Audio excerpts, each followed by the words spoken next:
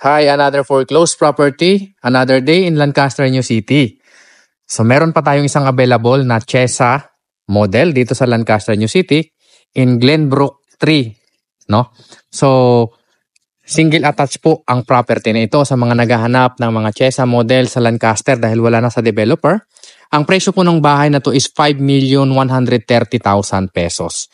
Wow, mura po ito ng mga 40% below market value, no?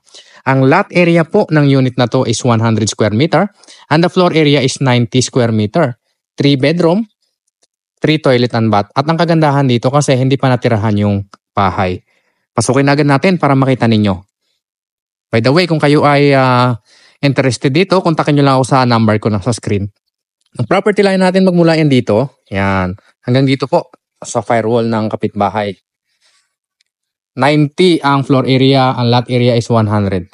Ito po ang ating car